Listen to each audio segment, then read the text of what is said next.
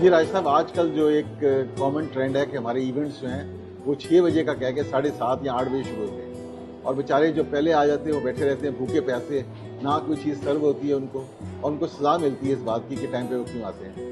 آپ کا اس کے متعلق کیا خیال ہے؟ بسم اللہ الرحمن الرحیم۔ تھینک یو ڈاکٹر صاحب، آپ جو ہم لے رہے ہیں ایک دوسرے کا ویوز، اس میں مجھے تو سب سے آخر میں موقع ملتا ہے تو سارے دو، کیونکہ سب لوگ اپنی اپنی بات کر چکے ہوتے ہیں اور میرے لیے کچھ بچتا نہیں ہے۔ یہ بے شمار دفعہ ایسا ہی ہوتا ہے کہ میں اب کیا کہوں، لیکن پھر بھی میں کوشش کروں گا اپنا پوائنٹ آف ویو دینے کی۔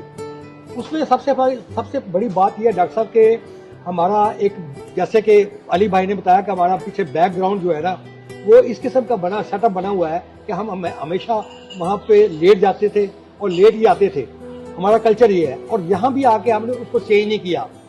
میں آپ کو اپنی بات بتاتا ہوں، جب میں یہاں آیا تو مجھے دوستوں نے انوائٹ کیا تو میں ان ٹائم پہنچ گیا، اور جب میں ان ٹائم پہنچا تو گھر والا جو ہوسٹ تھا وہی نہیں تھا۔ مزے کی بات ہے وہی نہیں تھا۔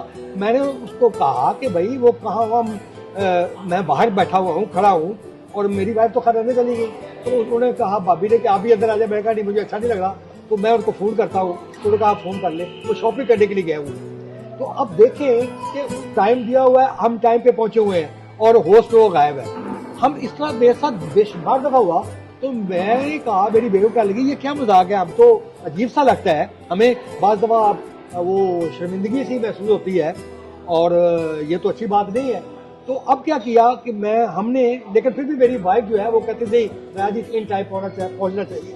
میں کہتا یار وہاں جائیں گے تو وہاں تو ہوگا کوئی نہیں۔ تو کیا ہوا کہ ہم بھی آہستہ آہستہ اسی طریقے پہ آ گئے جس طریقے سے دوسرے لوگ آ رہے تھے۔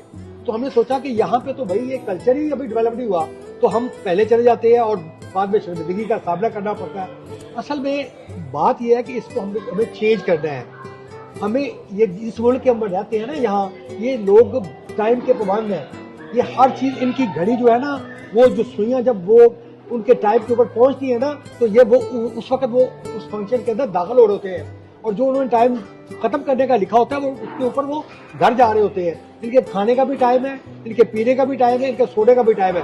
نہ ہمارے کھانے کا ٹائم ہے، نہ ہمارا پینے کا ٹائم ہے، نہ سونے کا ٹائم ہے۔ ہمارا کچھ بھی ٹائم کے مطابق نہیں ہے۔